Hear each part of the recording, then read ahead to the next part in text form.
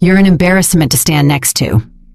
Nathan Collins threw the words across their Manhattan living room, then reached out and unclasped the diamond necklace from around Emily's throat, dropping it into the open palm of the younger woman beside him. "Victoria wears it better." Emily didn't move. 12 years of marriage, and this was how it ended, not with a conversation, but with a robbery dressed up as an upgrade. What Nathan Collins didn't know, as he smiled at the woman he called his future, was that he had just insulted the richest woman in the entire city. If you love stories where the person everyone underestimated turns out to hold every card, subscribe to the channel and follow this story all the way to the end. And comment the city you're watching from right now so I can see just how far Emily's story has traveled. The necklace sat in Victoria Hayes' hand like it had always belonged there. Emily Anderson stared at it, at the way the diamonds caught the gray morning light, at the way Victoria's fingers curled around it without hesitation, without shame, without even a flicker of the discomfort a decent person might feel taking jewelry off another woman's neck in that woman's own home. "Nathan," Emily said quietly. "That was mine." "It was a gift," Nathan said. "Gifts get passed on. You gave it to me on our 5th anniversary, and now it means something else." He shrugged the way a man shrugs when he has already decided that your feelings are a problem to be managed rather than a truth to be heard. "Things change, Emily. People change. You should have seen it coming." She had seen it coming. That was the part nobody would ever understand. She had watched it approach for 2 years, the way you watch a storm build over the water, knowing it will reach you eventually, knowing there is no wall high enough to keep it out. She had felt Nathan pulling away one dinner at a time, one late night at a time, one clipped answer at a time. She had lain awake beside a man who slept with his back to her and told herself she was imagining the distance. She had not been imagining it. "How long?" Emily asked. Nathan's jaw tightened. "Does it matter? To me it does." 8 months. It was Victoria who answered, not Nathan. Victoria, 28 years old, poised, unbothered, wearing a tailored charcoal suit that probably cost more than Emily's entire visible wardrobe. 8 months if you want the exact number. Nathan and I met at the Halloran acquisition dinner. You weren't there. You never came to those things. I wasn't invited to those things. Weren't you?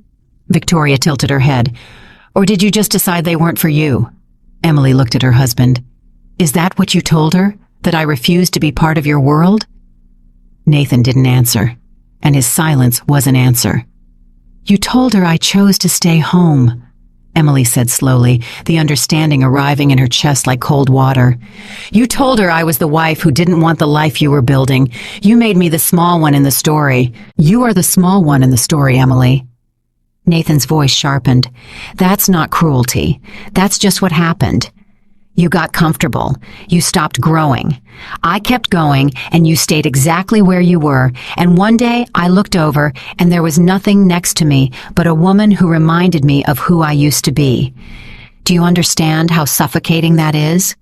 To be reminded every single day of the version of yourself you're trying to leave behind? The apartment went silent. Emily heard the refrigerator hum in the kitchen. She heard a car horn far below on the street. She heard her own heartbeat steady, slower than it should have been, and she noticed with a strange detachment that her hands weren't shaking. She had expected them to shake.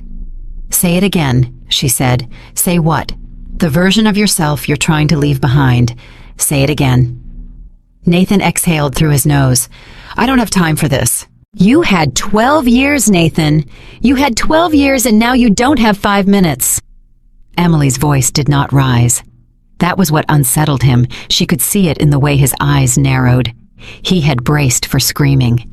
He had rehearsed the scene where she wept and clung and begged, and he had planned his patient superior responses. He had not planned for calm. The version of yourself you're trying to leave behind. Do you even remember that man? Because I do. Emily. I remember him eating cold rice out of the pot because we couldn't afford 2 plates worth of gas to heat the stove twice. I remember him crying in the bathroom the night the Delgado deal fell through and me sitting on the floor outside the door because he wouldn't let me in, but he didn't want to be alone either. I remember writing his business plan at 2 in the morning while he slept because he had a meeting at 8 and the numbers were wrong, and if I didn't fix them, he was going to walk into that room and lose everything. Her throat tightened just slightly, just once, and she pushed through it. I remember all of him, every ugly, frightened, desperate part of him, and I loved all of it. So don't stand in my living room and tell me you're trying to leave that man behind. That man is the only part of you I ever respected. For a moment, just a moment, something cracked in Nathan's face. Then it sealed over. That's exactly the problem, he said. You love who I was. Victoria loves who I'm becoming. Victoria smiled. Emily looked at that smile and felt the last soft thing inside her go quiet and cold. Nathan reached into his leather portfolio and pulled out a stack of papers, thick stapled, tabbed with little colored flags where signatures were required. He set them on the glass table between them with a soft, deliberate thud. Divorce papers, he said.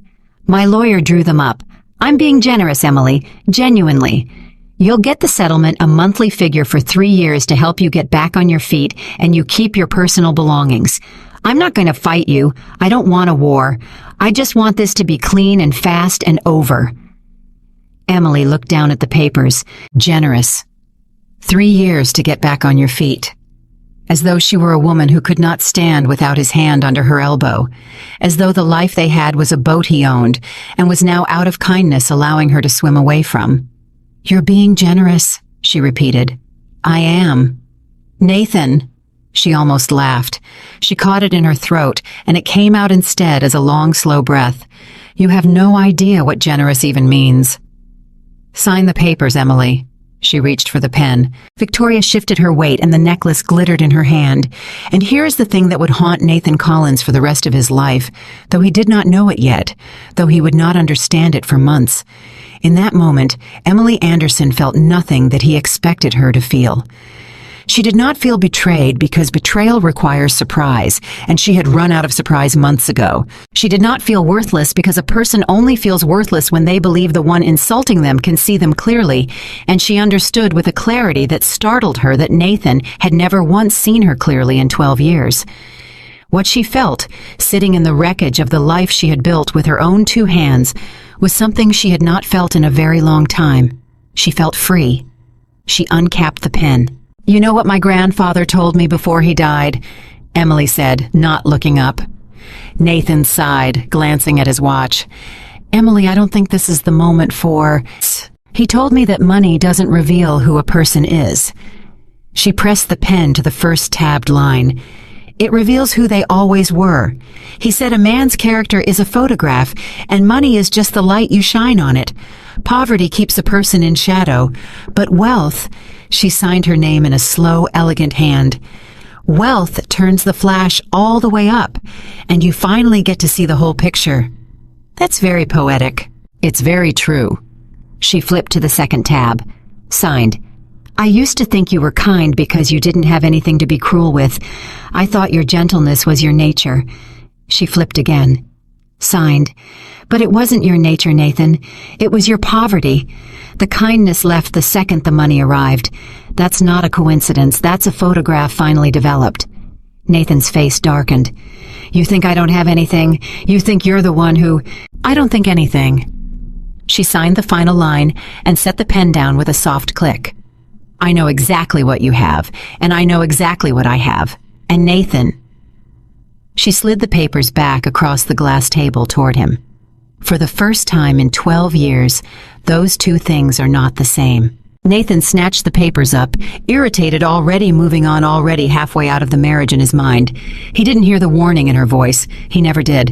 He glanced at the signatures to make sure they were real, and when he saw that they were, a small, satisfied smile touched the corner of his mouth. He thought he had won. He genuinely, completely believed that he had won. Thank you for being reasonable, he said. I mean that. A lot of women wouldn't be. I'm sure Victoria would have made it very difficult. Victoria's smile flickered just barely, but it flickered. Emily saw it. She saw everything now. That was the strange gift of the morning. With the fog of hope finally gone, she could see the whole room with a terrible, useful clarity. She could see that Victoria's confidence was not the confidence of a woman in love. It was the confidence of a woman executing a plan. She could see the way Victoria's eyes moved across the apartment, not with the wonder of someone imagining a future here, but with the quick assessing sweep of someone taking inventory, counting, pricing, cataloging what she was about to own. Emily filed that away. She did not know yet what it meant, but she knew it meant something. "When do you need me out?" Emily asked. "There's no rush," Nathan said in the magnanimous tone of a man being generous with a home he believed was his. "Take the week. Take 2, honestly. I'll be at Victoria's. This place is—" He glanced around, and there was something dismissive in the glance, something that suggested the apartment too had become part of the version of himself he was leaving behind. "This place is yours to close out. I'll have movers handle the rest." "That's kind of you." "I'm not a monster, Emily." "No," she agreed softly. "You're something worse. You're a man who thinks he's a good one." Nathan blinked. For a half-second, he almost asked her what she meant. She watched the question form behind his eyes, and she watched him decide it wasn't worth the effort. Decide that whatever she meant, it was one of those small, wounded, wife-shaped observations that no longer had any power to touch him. He tucked the papers into his portfolio. "Come on," he said to Victoria. "We're late for the Renfield thing." Victoria uncurled from where she had been leaning against the doorframe. She crossed the room, and as she passed the table, she paused, and she looked at Emily with an expression that would in the coming months cost her everything. "For what it's worth," Victoria said, "I don't think you're a bad person. I think you're just a woman who forgot to be interesting. It happens. You give everything to a man, and there's nothing left over to build a self with. Nathan needs a partner, not a project." She fastened the necklace around her own throat as she spoke, the diamonds settling against her skin. "This looks better on me anyway. Don't you think?" Emily looked at the necklace. She looked at the woman wearing it. And then Emily Anderson smiled, a small, quiet, patient smile that Nathan halfway to the door did not see, but that Victoria did. And something in that smile made the younger woman go still. "You know," Emily said, "you're the first person in this apartment today who's told me the truth." "What truth?" "That I gave everything and kept nothing." Emily rose from the couch, smoothing her plain gray sweater, unhurried, entirely calm. "You're wrong about the reason, but you're right about the fact. I did give everything. For 12 years I gave, and I let myself become invisible because I wanted to know if a man could love a woman who had nothing to offer him but herself." She looked at Nathan's back as he waited at the door, impatient, checking his phone. "I have my answer now, so thank you, truly. You've both been very clarifying." Victoria hesitated. There was something in the older woman's composure that did not fit the script. In the version Victoria had been told, the version Nathan had sold her, the version she had half-built herself out of assumptions, Emily was supposed to be broken. Emily was supposed to be a soft, sad, ordinary woman, a doormat with a face, a discarded thing. This woman was not broken. This woman was watching them the way a chess player watches an opponent who has just made a fatal move without realizing it. "Let's go," Nathan called. Victoria went. But at the door, she looked back one more time, and Emily was still standing there in the middle of the living room, in her plain gray sweater, in the apartment she was being so generously permitted to vacate, and she was still smiling that small, patient smile. The door closed, and Emily Anderson stood alone in the silence for a long, long time. She did not cry. She had thought she would. She had imagined this moment more than once in the worst of the sleepless nights, and in every version of it she had collapsed the instant the door closed. She had pictured herself on the floor, undone, hollowed out, weeping for the life she had lost. Instead, she stood perfectly still and felt the apartment settle around her, and she waited for the grief to come.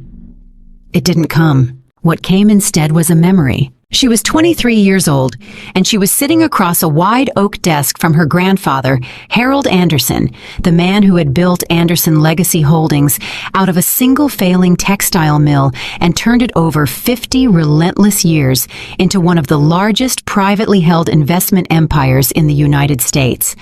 He was dying then, though he refused to use the word. He called it winding down. He had a way of making even death sound like a business decision. "I'm going to tell you something," Harold had said, his voice thin, but his eyes still sharp as broken glass. "And I need you to listen to me the way you've never listened to anyone in your life. Can you do that?" "Yes, Grandpa." "When I die, you're going to be rich. Not comfortable. Not well off. Rich in a way that changes the physics of your life. Rich in a way that bends every room you walk into." He'd leaned forward, and it had cost him something to do it, and she'd started to help him, and he'd waved her off.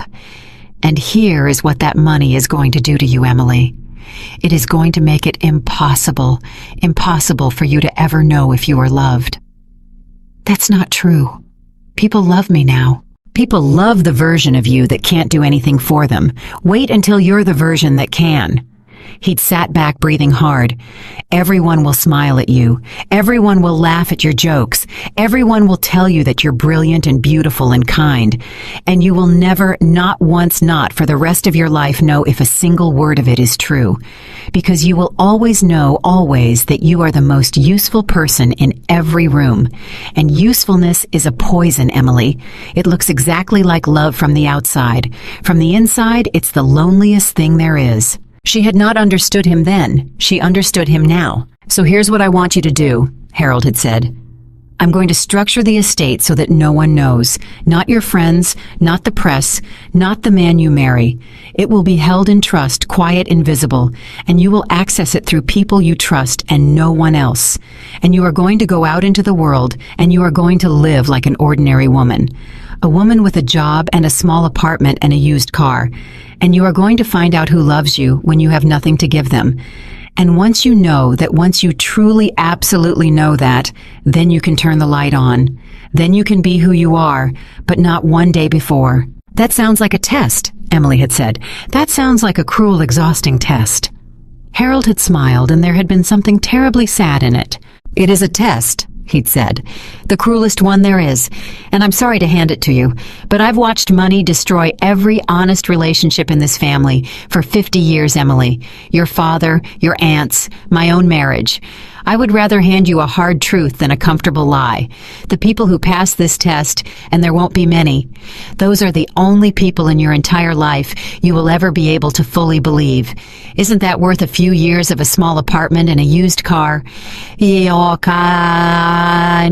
had promised him. She had buried him 3 weeks later. And she had kept the promise for 11 years through a marriage to a man she met at a coffee shop when he had holes in his shoes and a dream too big for his voice to carry. A man she chose precisely because he wanted nothing from her, because he could see nothing to want. She had loved Nathan Collins because he loved a woman with nothing. And now she stood in the ruins of that love and understood at last the second half of her grandfather's warning, the half she had been too young and too hopeful to hear. It wasn't only wealth that revealed a person's character. It was the arrival of it in someone else. Nathan had never been tested by her money because he'd never known about it. He'd been tested by his own, and the second Nathan Collins tasted a fortune that felt like his. The second the flash went off and lit the whole photograph, the man she'd loved had simply dissolved, and this other man had stepped forward out of the developing tray fully formed, and Emily realized with a sick, quiet certainty that this other man had always been there, waiting for the light. Emily walked to the window. 24 floors below, the city moved the way it always moved. Indifferent, enormous, full of people who thought they knew who mattered and who didn't. She could see from here 3 of the buildings that carried Nathan's name in gold letters on their lobbies. The Collins Tower on 53rd, the Collins-Renfield development rising, half-built over the old rail yards. The glass office block on Park where his company kept its headquarters, where he sat every day at the top and believed the whole thing was his. Emily looked at all 3 of them. And then very quietly in the empty apartment, she said something out loud that no one heard. "You built all of that," she said, "on land you don't own." She let the words hang there. Because they were true. Every one of those buildings, Every project, every deal, every triumphant press release with Nathan Collins standing at a podium in a suit that had gotten more expensive every year. Every single one of them stood, whether Nathan knew it or not, on a foundation with her grandfather's fingerprints all over it. On leases signed with entities Nathan had never traced to their source, on an emergency investment 5 years ago that had saved his company from bankruptcy in a single afternoon from a fund whose managing partner Nathan had never once thought to actually meet. Nathan had spent 12 years building an empire. He had built it on Emily. He simply didn't know it yet. The phone rang. Emily let it ring twice before she answered, because she already knew who it was, because there was only one person who would be calling her on this particular morning on this particular line. The private one, the one Nathan had never had the number to, the one that connected her to the other half of her life. "Michael," she said. "Emily."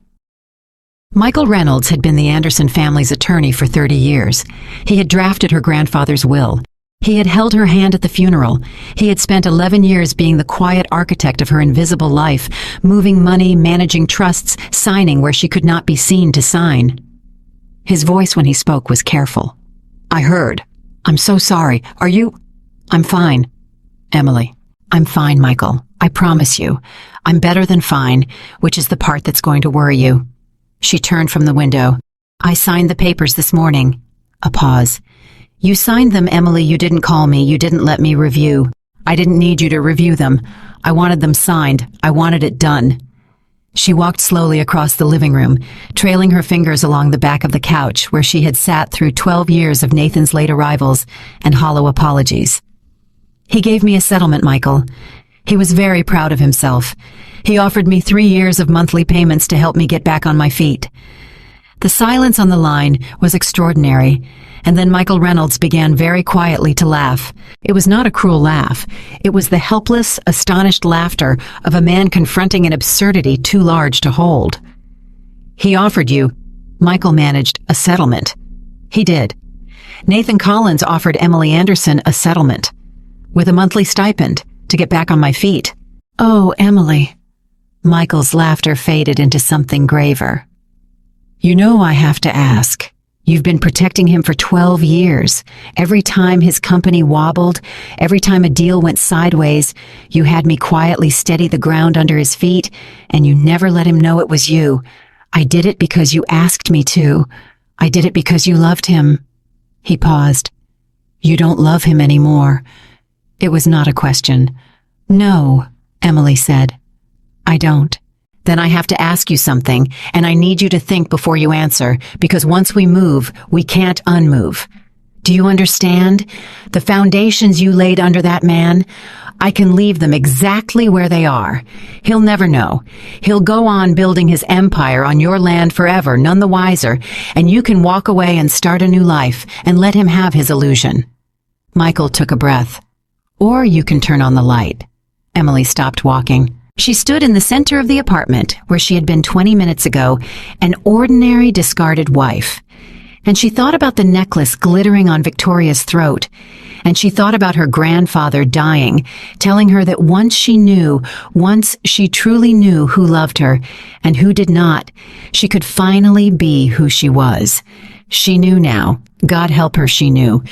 "Michael," Emily said, "there's something you need to look into first before we do anything." "Anything you need." "The girl, Victoria Hayes. She's a corporate attorney, 28, at Bell Renwick." Emily's eyes had gone very still.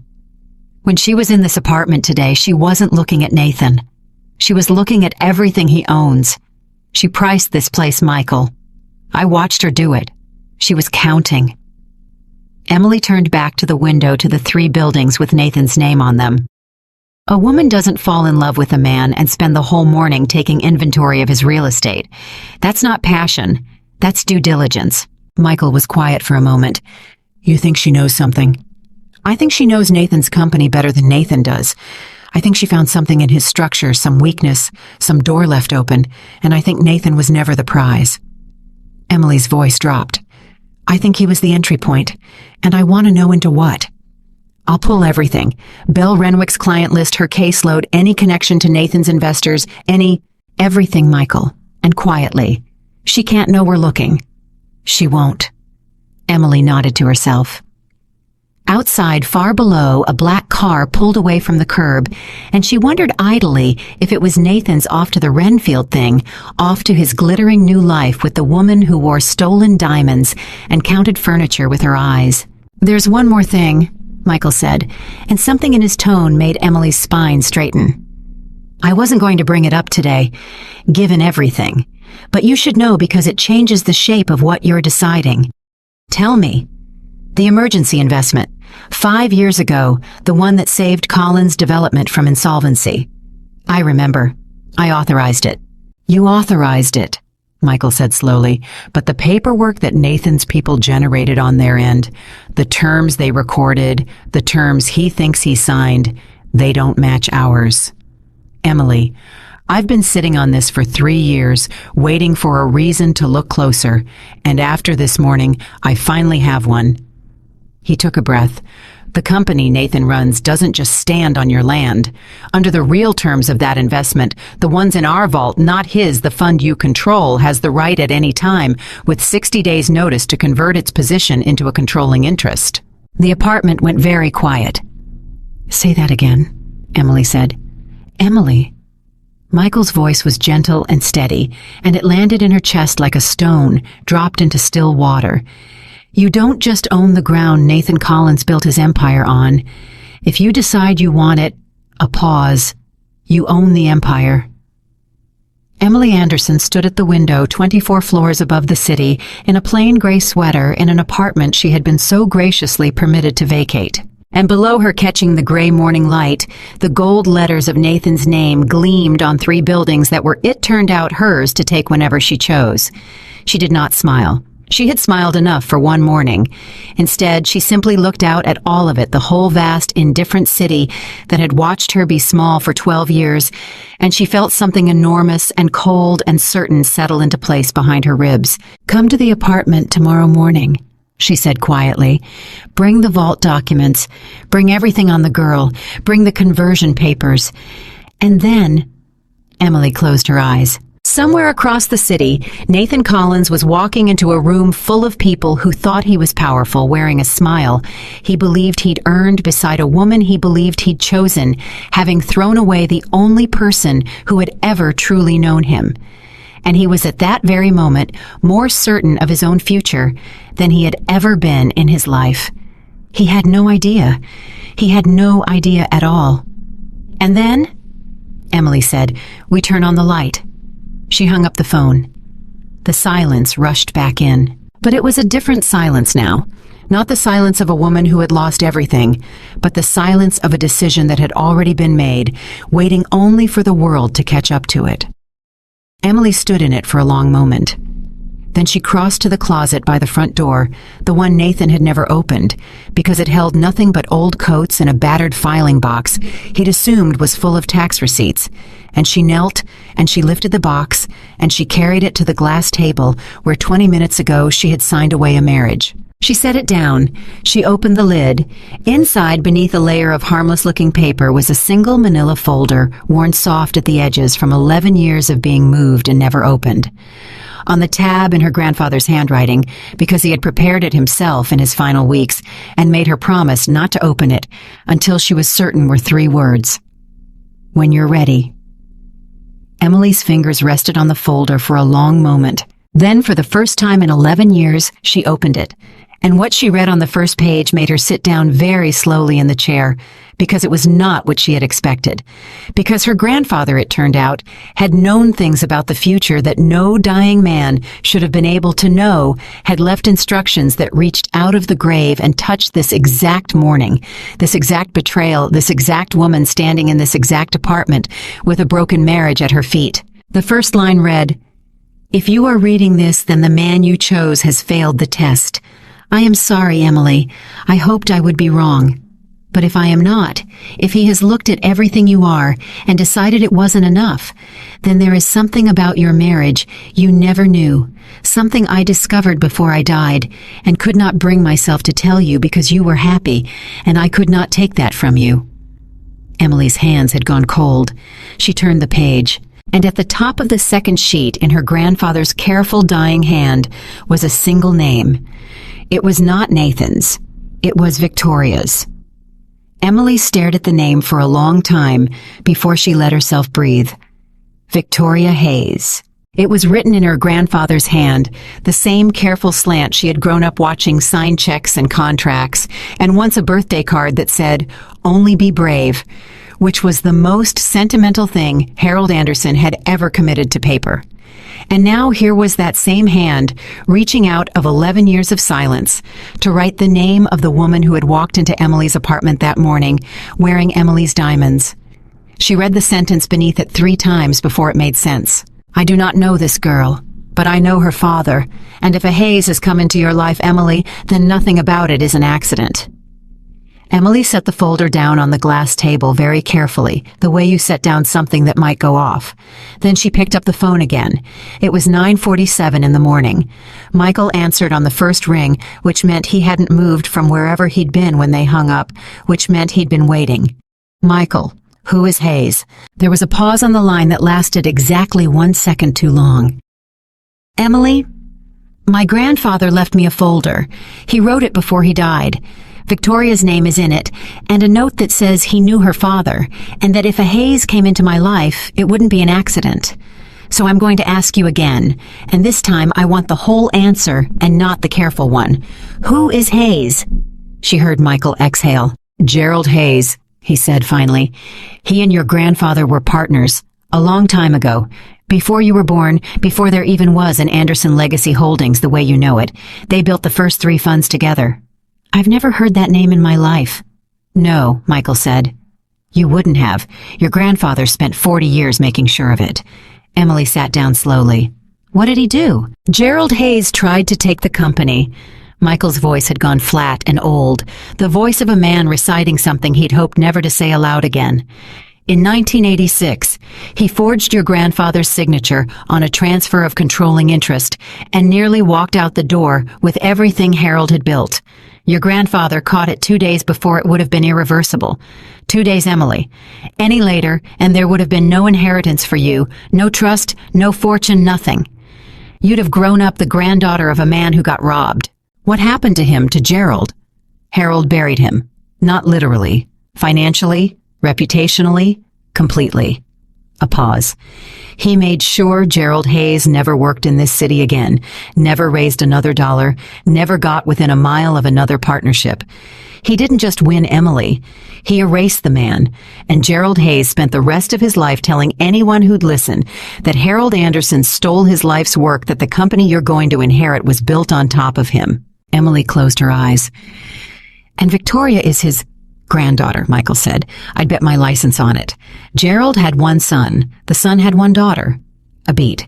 "If that daughter grew up on a story about the family that destroyed hers, and then she found her way into the life of a man whose entire company sits on Anderson land, then she's not here for Nathan," Emily finished, and her own voice sounded far away to her. "She never was. Nathan's just the door." "The door to you," Michael said quietly. "To the company, to finishing what her grandfather started." For a moment, neither of them spoke, and the silence carried the full weight of it.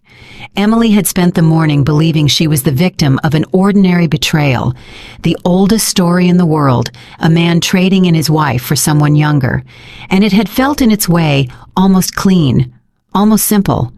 There was a settlement and a signed page and a door that had closed, and she could walk away from all of it into a new life. But it wasn't simple. It had never been simple.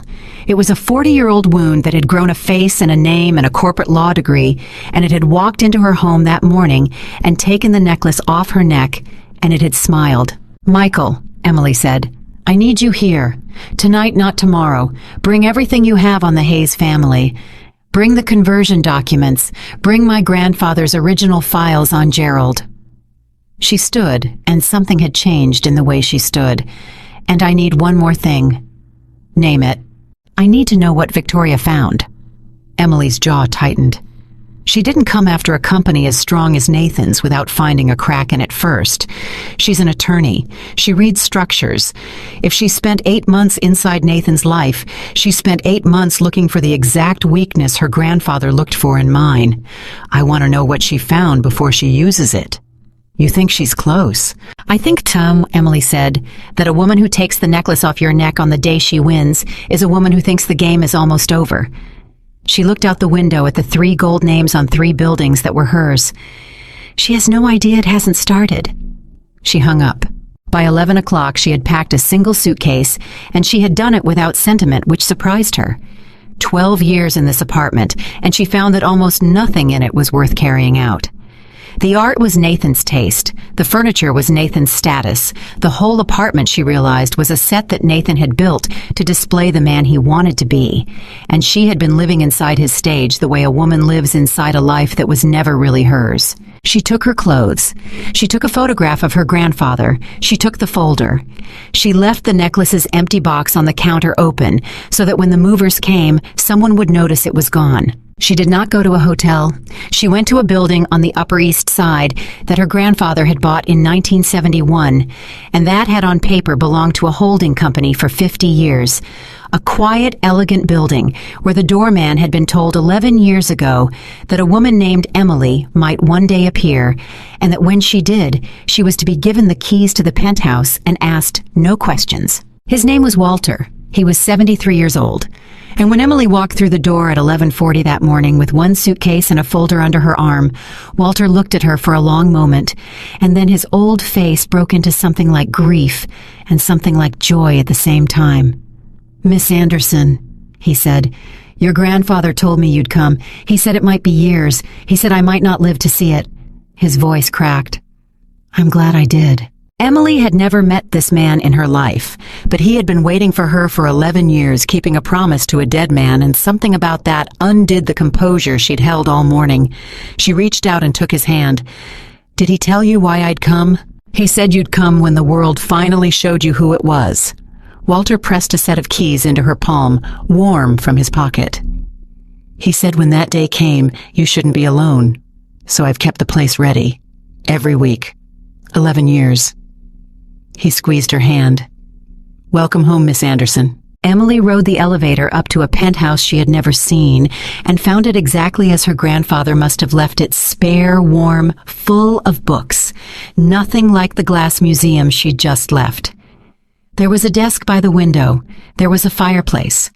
There was on the mantel a single photograph of Harold Anderson as a young man standing in front of a textile mill, squinting into the sun with his whole impossible future ahead of him. She put her suitcase down, and for the first time all day alone in a home that had been waiting for her for over a decade, Emily Anderson finally cried. It didn't last long. Maybe 2 minutes. But she let it come standing in the middle of the room, and she cried, not for Nathan, and not for the marriage, but for the 11 years she had spent making herself small for the woman she might have been if she'd never taken her grandfather's test, for the sheer staggering loneliness of having been useful to a man who never once tried to know her. Then she wiped her face, and she got to work. Michael arrived at 6:15 that evening with 2 associates and 4 boxes, and by 7 the penthouse dining table was covered in the architecture of 40 years of buried history. Emily stood over it with her sleeves pushed up, and for the next several hours she stopped being a discarded wife entirely and became something Nathan Collins had never once seen, the granddaughter of Harold Anderson, reading a company the way her grandfather had taught her to read one fast and cold and total. "Start with the conversion," she said. Michael slid a document across the table. "This is the real one, the one in our vault, the emergency financing from 5 years ago that saved Collins' development. Nathan believes he took on a passive investor at a favorable rate. What he actually signed," Michael turned to the 4th page, "was a convertible instrument. The fund you control can convert its position into 51% of the company at any time on 60 days' notice at a fixed price set 5 years ago before the company tripled in value." Emily read it twice. "He never had this reviewed. He had a junior associate review it at a firm that no longer exists. The associate flagged the conversion clause." Michael's mouth twitched. "And Nathan overrode him because he was drowning and the money was in the room and he wanted to believe it was a gift. He signed it in an afternoon and never looked at it again. Emily, that clause has been sitting there for 5 years like a loaded gun on a shelf. Nobody's touched it because nobody knew it was loaded. Except me. Except you." Emily set the document down. "How long to exercise it?" If you file the conversion notice tomorrow morning, you become the controlling shareholder of Collins Development in 60 days. Legally, cleanly. There is nothing he can do to stop it, because there is nothing he can do to unsign a contract he signed in front of 2 witnesses and a notary. Michael paused. He won't even see it coming. The notice goes to the company's registered agent, not to Nathan personally. By the time it reaches his desk, the clock will already be running. Emily was quiet for a moment. Then she said, "Not yet." Michael looked up. "Emily, if I file tomorrow, I win a company." She shook her head slowly. "But I don't want to win a company, Michael. Nathan can keep his buildings and his gold letters and his little kingdom for all I care. That's not the wound. The wound is that he looked at me and decided I was nothing, and if I just quietly buy him out from behind a curtain, he'll never understand what he threw away. He'll tell himself he got unlucky. He'll tell himself the market turned." Her voice hardened. "I don't want him to think he got unlucky. I want him to understand." "Understand what?" "That every good thing in his life had my hand under it. That when he cried in that bathroom the night the Delgado deal died, the reason he was alive to cry was me. That the money that saved him 5 years ago was me. That the ground under his feet, the actual literal ground, has been me the entire time." Emily looked at the photograph on the mantel. "My grandfather said money doesn't reveal who a person is. It reveals who they always were. Well, I already know who Nathan always was. Now I want him to know it too." Michael studied her. "That's not a legal strategy, Emily. That's something else." "It's justice," Emily said. "It just doesn't have a case number yet." It was nearly 10 o'clock when they turned to Victoria. Michael's associate, a sharp young woman named Priya, who had spent the last several hours on a laptop in the corner, cleared her throat. "Miss Anderson, I found her. Victoria Hayes, 28, corporate associate at Bell Renwick. Cornell undergrad, Columbia Law. Made law review. On paper, she's exactly what she looks like, an ambitious young attorney on a partner track." Priya paused, "But then I pulled her family. And her father is David Hayes. Her grandfather," Priya looked up, "was Gerald Hayes." The room went still.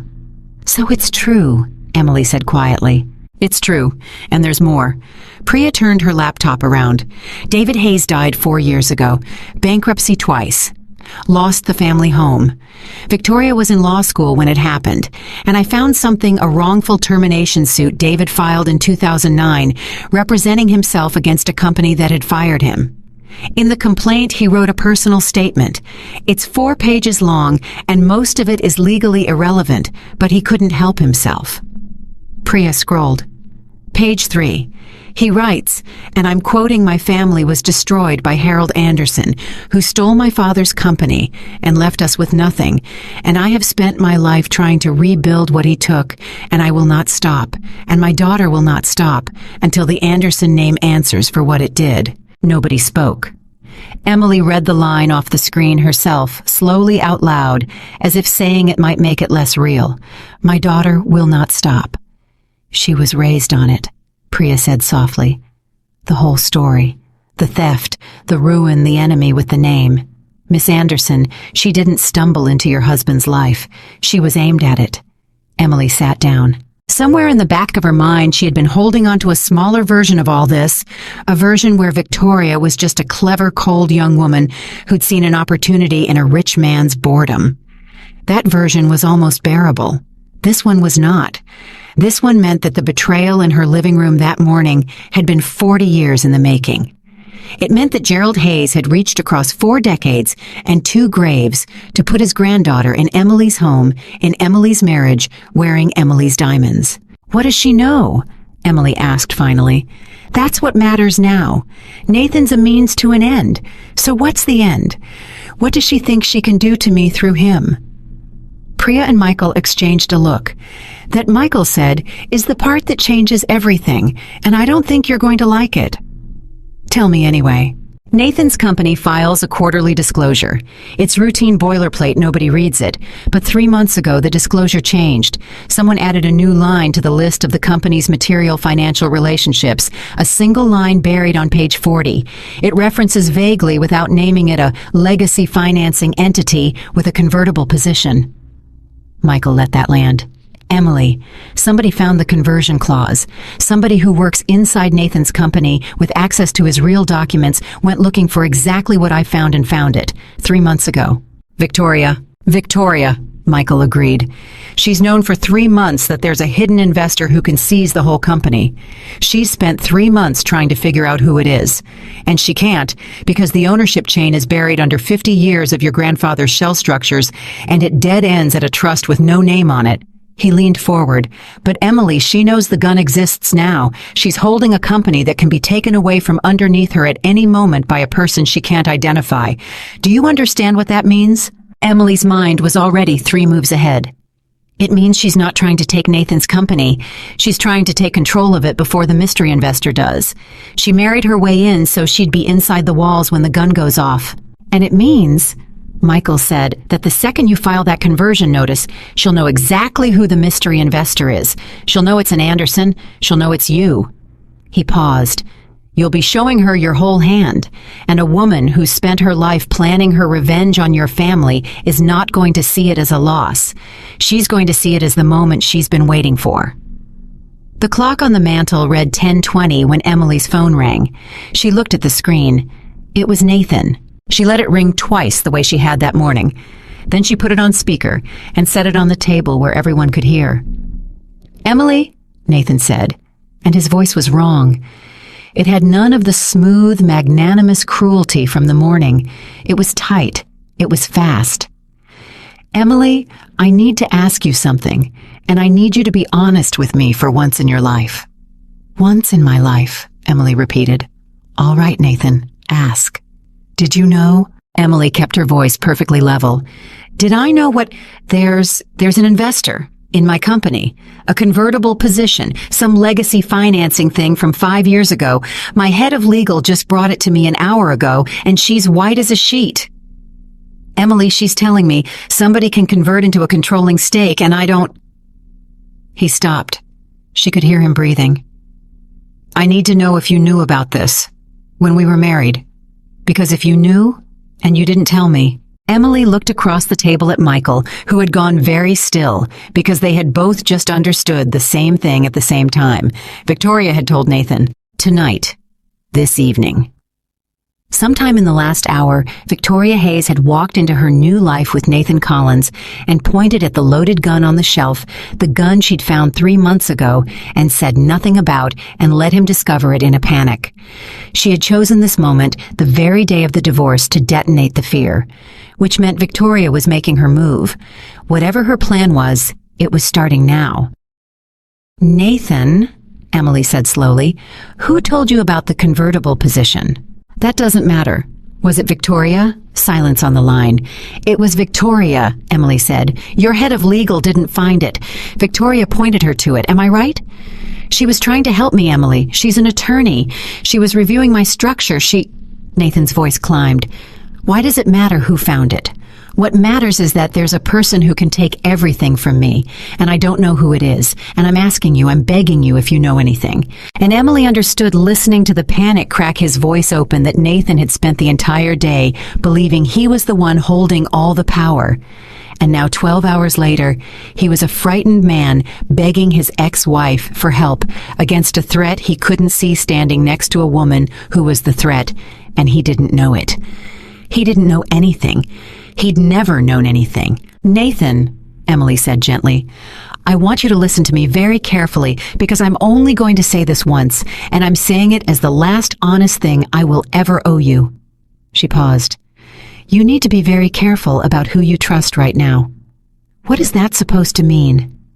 "It means the woman standing next to you is not who you think she is." She heard him laugh ugly and disbelieving. "Oh, that's really something, Emily. You're jealous, even now, even after everything. You're going to try to poison me against Victoria because you can't stand that I'm not jealous, Nathan. I stopped being able to be jealous about you around the 8th year." Emily's voice didn't rise. "I'm telling you that the person who found that convertible position isn't trying to save you from it. Ask yourself one question, just one, and then I'll let you go. If Victoria found this 3 months ago..." She watched the realization not land, watched Nathan's silence stay confused instead of horrified. "Why is she only telling you tonight? On the day of our divorce, why did she wait until she was legally inside your life to let you find the gun? The line went completely quiet. For one moment, one single moment, Emily thought she'd reached him. She thought some old, buried, competent part of Nathan Collins, the part that had once built something out of nothing, might wake up and do the math. Then Victoria's voice came through the phone, close to the receiver, cold, amused. "Hang up on her, Nathan." And he did. The call died. Emily set the phone down. The penthouse was silent, except for the ticking of the clock, and it was 10:34, and Emily Anderson sat at a table covered in 40 years of her family's buried war, and understood that she had just heard her enemy take control of the room. "She was standing right there," Michael said quietly, "the whole time, listening." Of course she was. Emily's hands were very steady. She let him call me. She wanted to hear whether I'd tell him the truth. She was measuring me. Emily looked at the phone. "And now she knows I know something. She heard me warn him. She heard me get close." A slow breath. "The game just changed, Michael.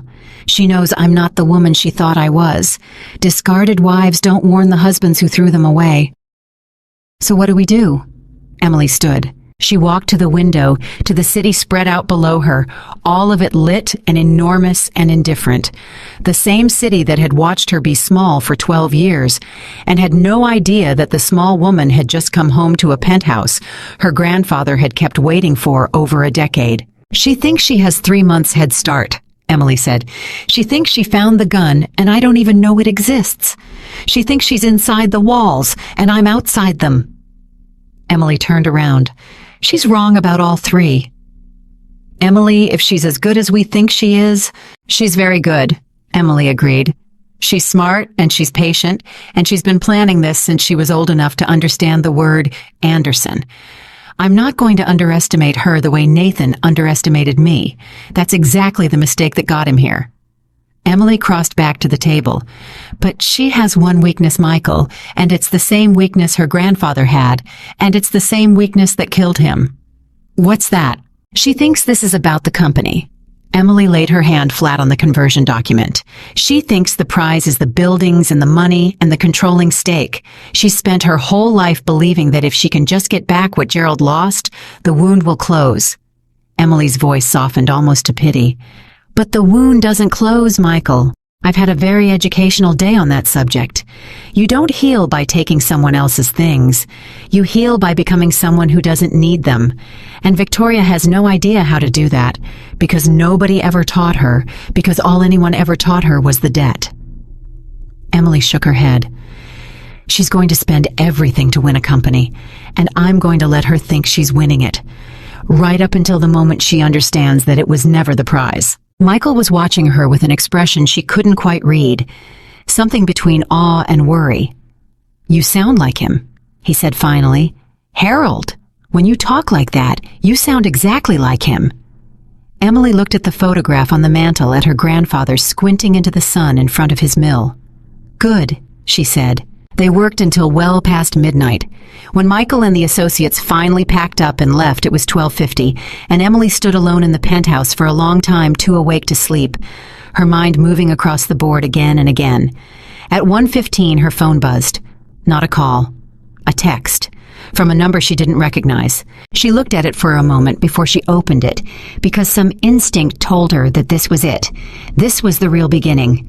This was the enemy stepping out from behind Nathan at last to speak to her directly. She opened it. The text was 4 words long. "I know who you are." Emily stood very still.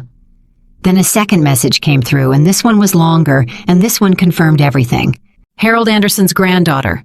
It took me an hour after you warned Nathan, but I found the trust and I found the name behind it, and I know exactly who's been holding the gun over my head for 3 months. I have to say, I'm impressed.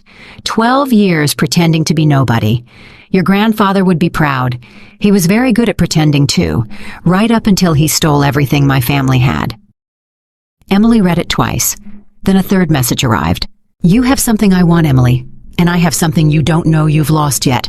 So, before you file that conversion notice and think you've won, because I know you can, I know the terms I've known for 3 months, you should probably ask yourself one question. And then the fourth and final message came through at 1:19 in the morning, and Emily read it standing alone in her grandfather's penthouse, and for the first time all day, through the betrayal, through the necklace, through the divorce, through the whole long revelation of who Nathan had always been, she felt something cold move down her spine. "You should ask yourself," Victoria had written, "why your grandfather really structured everything to be invisible.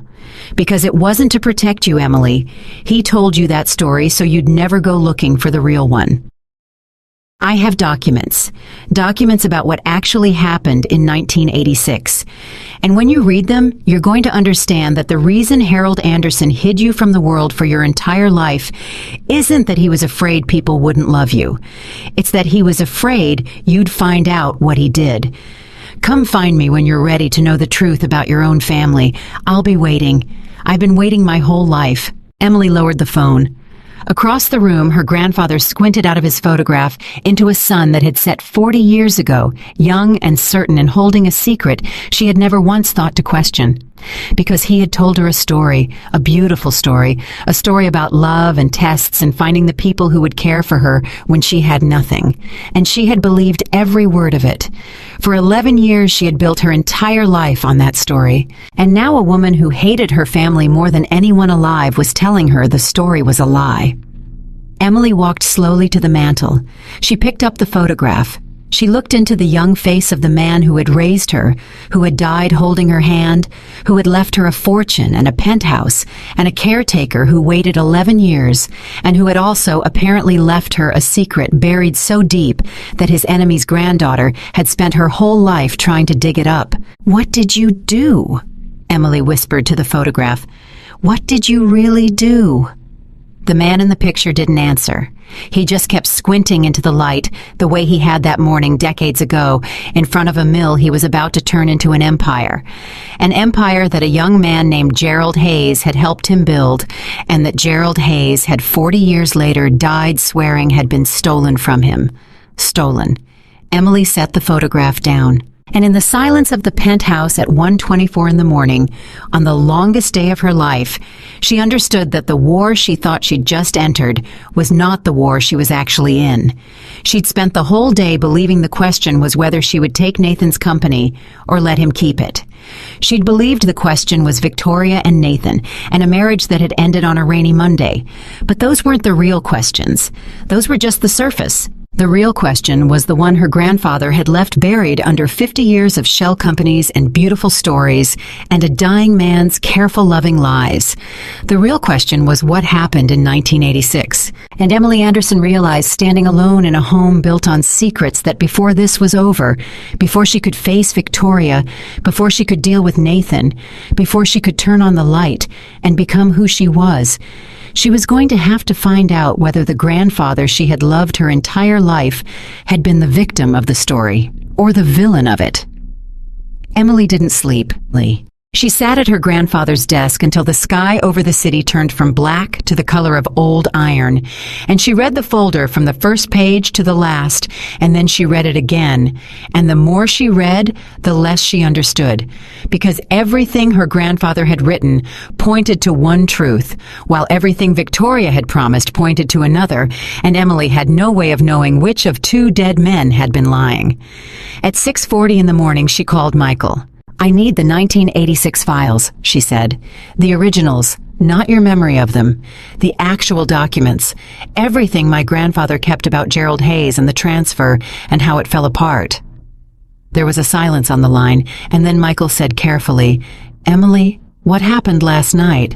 "Victoria texted me at 1 in the morning. She knows who I am. She figured out the trust an hour after I warned Nathan." Emily rubbed her eyes. "And she told me my grandfather lied to me, about all of it, about why he hid me. She says she has documents about what really happened in 1986, and she says that when I read them, I'll understand that Harold wasn't the victim, that he was the thief." Michael didn't answer right away, and it was the not answering that made Emily's stomach drop. "Michael," she said slowly, "you went quiet. In 30 years, you've never once gone quiet when I needed you to tell me something. So I'm going to ask you, and I need the real answer. Is there any chance she's telling the truth?" She heard him exhale.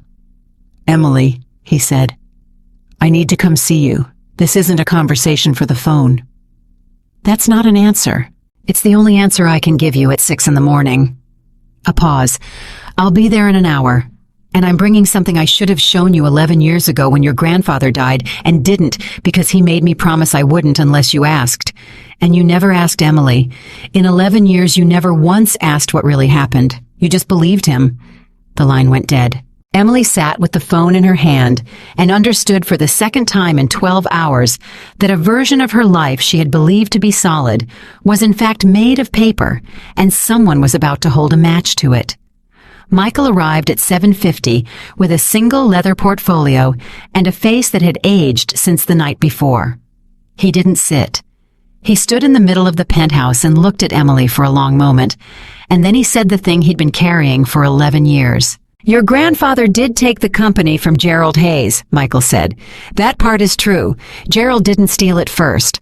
That's the story Harold told, and it's the story I told you, and it's the story in the files I was going to bring you tomorrow. But it isn't what happened. Emily set down her coffee very slowly. Then what happened? They built the first 3 funds together as partners 50-50. That's real. And in 1986, the company was about to make the deal that changed everything. The deal that turned Anderson from a small operation into the empire you're going to inherit. And 2 weeks before it closed, Gerald Hayes had a stroke.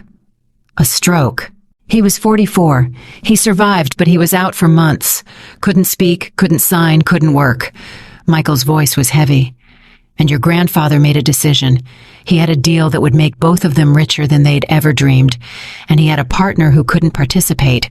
And he had a choice between waiting, maybe losing the deal, maybe losing everything, or restructuring the partnership while Gerald was incapacitated so that he could close it alone. Michael looked at her. He restructured it, Emily. He had lawyers draw up a transfer that moved controlling interest to himself. He said it was temporary. He said he'd give it back when Gerald recovered. And he didn't. And he didn't. Michael's jaw tightened. By the time Gerald could speak again, the deal had closed. The company was worth 10 times what it had been, and Harold had convinced himself that Gerald had never really been an equal partner anyway, that he'd carried Gerald for years, that the company was really his all along, and the partnership had just been sentiment. A pause. People are very good at rewriting the story that lets them keep what they took. Your grandfather was the best I ever saw. Emily's hands had gone cold. So the forgery, the story you told me about Gerald forging Harold's signature, there was a forged signature, Michael said quietly. But it wasn't Gerald's forgery. It was Harold's. He forged Gerald's consent to the transfer while Gerald was in a hospital bed unable to speak, and then when Gerald recovered and tried to fight it, Harold got there first. He went to the papers, to the courts, to every investor in the city, and he told them Gerald was a desperate, dishonest man trying to steal a company he'd already been bought out of. And people believed Harold because Harold had the money and the deal and the power, and Gerald had a slur in his speech from the stroke and no way to prove what had really happened. Michael's voice cracked. He didn't just take the company, Emily. He took the truth. He made Gerald the villain of the story Gerald was actually the victim of, and he spent the rest of his life making sure nobody ever looked close enough to see it. The penthouse was very quiet. Emily walked to the window. Below her, the city was waking up, and somewhere in it, 3 buildings still carried Nathan's name in gold, and somewhere in it, a young woman named Victoria Hayes was waiting for Emily to learn exactly what Emily had just learned. You knew this, Emily said. For 11 years. You knew, and you told me the other story. He made me promise. Michael's voice was raw. On his deathbed. He said you'd inherit a fortune, and he didn't want you to inherit the guilt with it. He said let her have the money clean. Let her think it was honest. She'll do more good with it than I ever did. And she can't do that good if she spends her life ashamed of where it came from. Michael looked at her, and his eyes were wet. I hated him for asking me, and I loved you too much to break the promise. So I kept it, and I've regretted it every single day. Emily pressed her forehead against the cold glass and closed her eyes. Everything her grandfather had told her, the beautiful story about hiding her from the world so she could find real love, the test, the flash of light developing the photograph of a person's character, all of it she understood now had been true. He had believed every word of it. He'd meant it. And it had also been a cage he built to keep her from ever asking the one question that would have led her here. He hadn't hidden her fortune only to protect her from false love. He'd hidden it to protect himself from her judgment.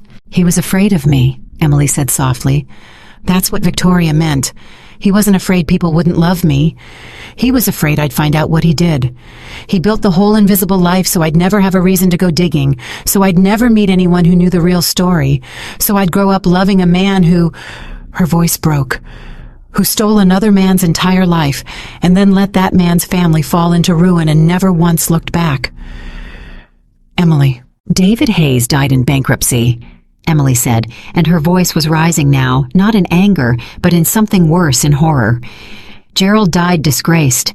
Their whole family was destroyed, Michael, generation after generation, because my grandfather took what was theirs and then made them into liars, so no one would ever give it back.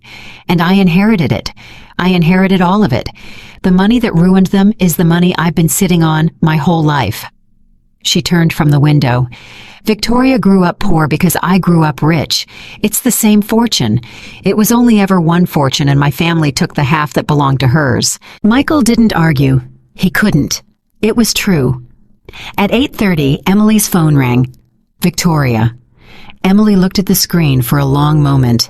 Then she answered, and she put it on speaker, and she set it on the desk. "You read the files," Victoria said. It wasn't a question. "I can hear it in the way you're breathing. You know now."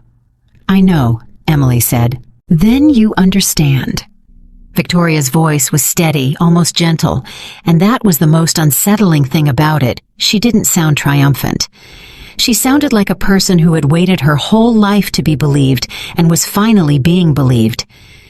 "You understand that everything you have is ours, that the buildings, the trust, the $18 billion, the penthouse you're standing in right now, all of it grew out of a company my grandfather built and yours stole while my grandfather was lying in a hospital bed. You understand that I'm not the villain of this story, Emily. I'm the debt your grandfather never paid." Emily closed her eyes. "What do you want, Victoria?" "I want what should have been mine." No hesitation. "I want the company, Nathan's company, which is really Anderson land, which is really Hayes land underneath that. I want the conversion instrument. I want you to sign your controlling position over to me instead of exercising it yourself. And in exchange, I keep the 1986 files buried, and your grandfather stays a hero. And you get to walk away with your billions and your clean conscience and your beautiful story about the man who tested you for love." A pause. "You get to keep the lie, Emily. That's my offer. You keep the lie and I take one company out of an empire. After 40 years, I think one company is a very reasonable price for silence, don't you?" Emily opened her eyes, and here was the moment she understood it, as it arrived the moment Victoria had been building toward since 1 a.m, because it was a good offer. It was from a certain angle, a merciful offer. Emily could give Victoria a single company, protect her grandfather's memory, keep the fortune, and make the whole thing disappear. Nathan would lose his business, which he deserved.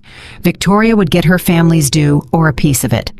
And no one would ever have to know that Harold Anderson had been a thief. It was the easy path, and Emily heard her grandfather's voice in her head, clear as if he were standing in the room. "Money doesn't reveal who a person is. It reveals who they always were." He'd said it as wisdom. He'd meant it as confession. "No," Emily said. The line went quiet. "No," Victoria repeated, and for the first time there was something uncertain in her voice. "Emily, I'm offering you everything. I'm offering to protect the one thing you have left, the memory of a man you loved. I'm offering to let you keep believing your own life. Why would you say no? Because you got one thing wrong." Emily's voice was very calm now, calmer than it had been in 12 hours. You think the thing I want to protect is the lie. You think I'll pay any price to keep believing my grandfather was a good man." She shook her head. "But I stopped being able to believe that about half an hour ago, Victoria, and I'm not going to spend the rest of my life protecting a story I know is false. That's the whole trap. That's exactly the cage he built for me, and I'm not going to climb back into it just because you're offering to lock the door gently." "Then what?" "You don't want a piece of it quietly," Emily said. "You want the truth known. I heard it in your voice a second ago, the same thing Michael heard in mine. You've spent your whole life carrying a story nobody believed, and the thing you actually want under the company, under the money, under all of it, is for the world to finally know that Gerald Hayes wasn't a thief, that your family was robbed, that you were right." Emily leaned toward the phone. "And I can't give you that by signing a company over to you in secret. A secret settlement just buries it deeper. It makes you complicit in the same silence that's been crushing your family for 40 years. Victoria didn't answer. "So here's what I'm going to do instead," Emily said, "and it's going to cost me a great deal more than one company." "Emily," Michael started, alarmed. Emily held up her hand. "I'm going to make it public," Emily said into the phone. "All of it. The 1986 files, the forged consent, what my grandfather did to yours. I'm going to stand in front of the world, and I'm going to say that the Anderson fortune was built on a theft, and that Gerald Hayes was not a thief, but a robbed man, and that his family was destroyed by mine. I'm going to correct the record, Victoria. Not quietly, not in a settlement nobody reads, publicly, on the record, forever." The silence on the line was absolute. "You're lying," Victoria said finally, and her voice had changed completely. The control was gone. "Nobody does that. Nobody torches their own name. Nobody gives up the story that protects their whole fortune. You're trying to trick me. Somehow this is a game. It's not a game." Emily's voice was steady. "I've spent one day learning who the people around me really are. Nathan, my grandfather. And I've spent one day deciding who I'm going to be, and I've decided I'm not going to be the granddaughter who kept the secret." She paused. "I don't want your forgiveness, Victoria. I don't deserve it, and I'm not going to ask for it.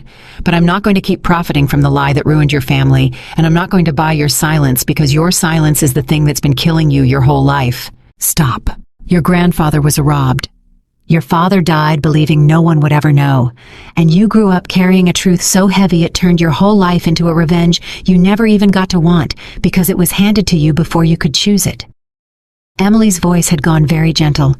"I can't give you back the years. I can't give you back your father, but I can give you back the truth, in public, with my name on it. And I can give you back the money that was stolen, not one company, Victoria. Your family's half, all of it, because it was never mine to keep."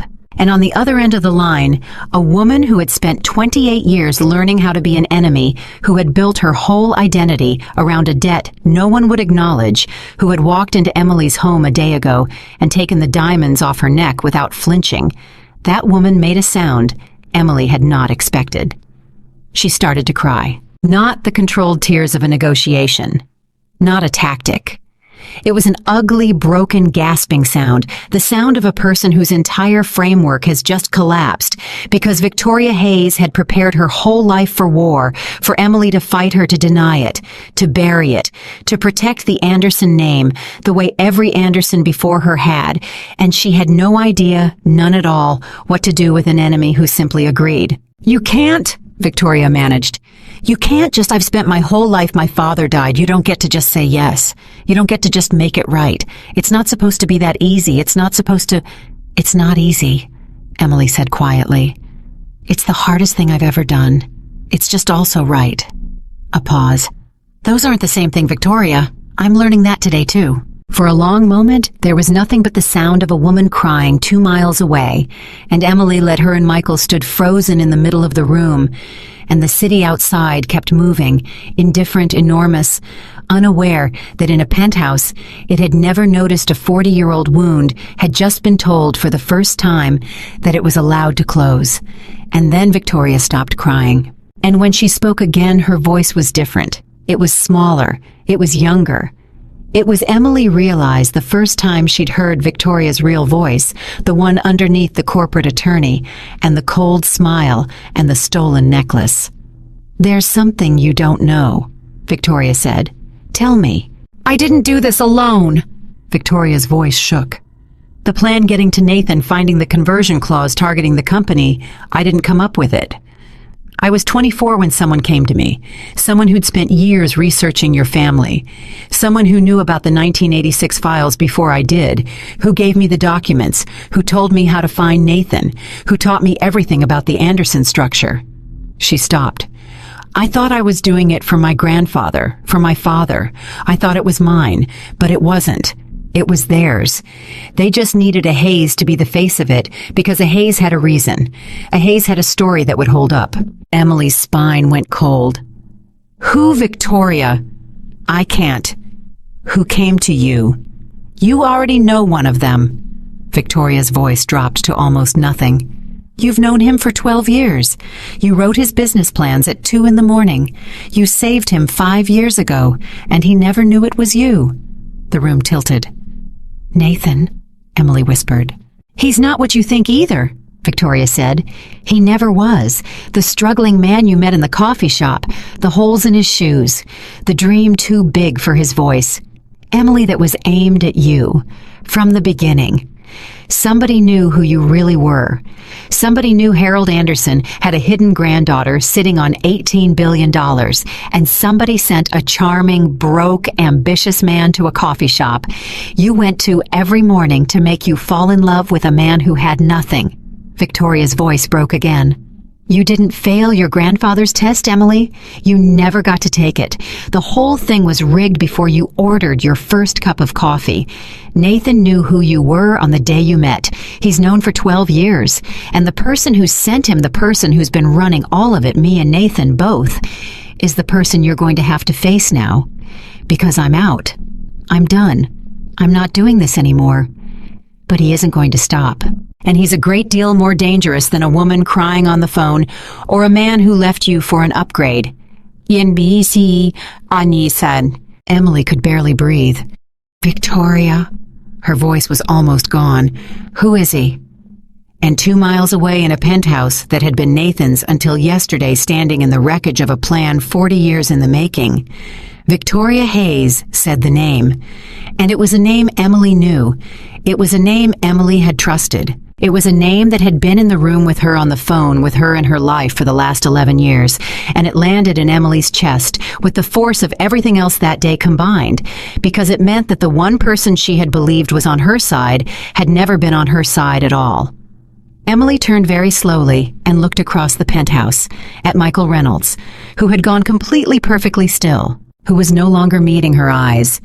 The name hung in the air, and Michael Reynolds did not deny it. That was the thing Emily would remember later when she tried to reconstruct the exact moment the last floor of her life fell out from under her. He didn't deny it. He didn't laugh, didn't scoff, didn't say Victoria was lying to turn her, didn't do any of the 10 things an innocent man would have done in the first half second.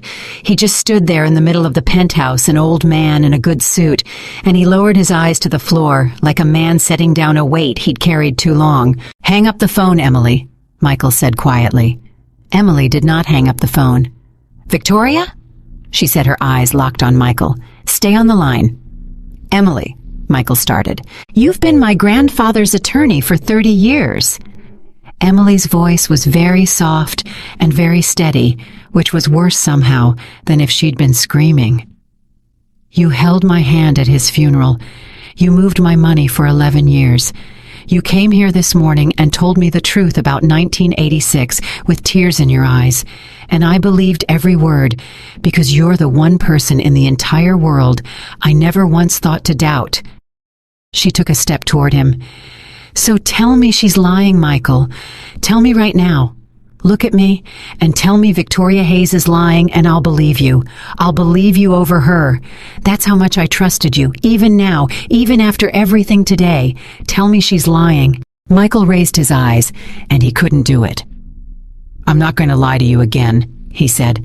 "I've done enough of that." The phone on the desk was silent. Even Victoria had stopped breathing.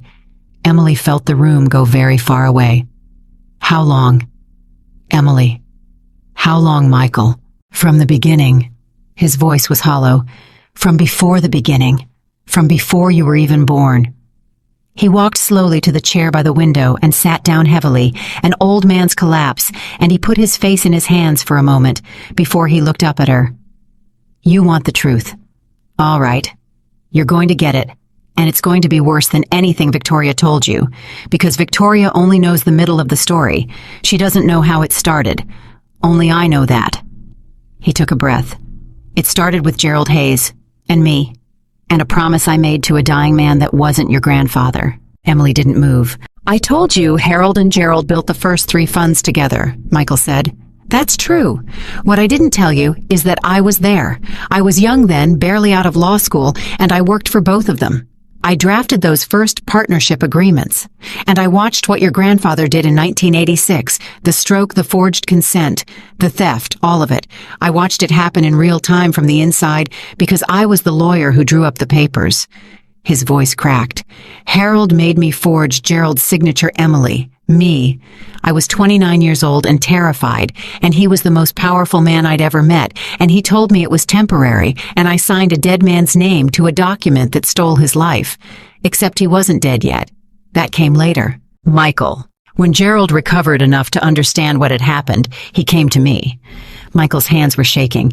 "Not to Harold, to me, because I was the one who'd done it, and he didn't threaten me, Emily. That's the part that's haunted me for 40 years. He didn't scream or sue or curse me. He just looked at me, this broken man with half his face still frozen from the stroke, and he said, 'You were the only honest one in that room, and you did this. Why?' And I didn't have an answer. I was a coward. I chose the powerful man over the honest one, and I've had 40 years to understand exactly what that made me." "So you helped Victoria," Emily said slowly, out of guilt. "No." Michael shook his head. "That's what I told myself for a long time, that it was penance. But it wasn't penance, Emily. Penance would have been confessing when your grandfather was alive. Penance would have been giving the Hayes family back what was theirs, while it could still have saved David from bankruptcy, saved him from dying disgraced. I didn't do any of that." His voice dropped.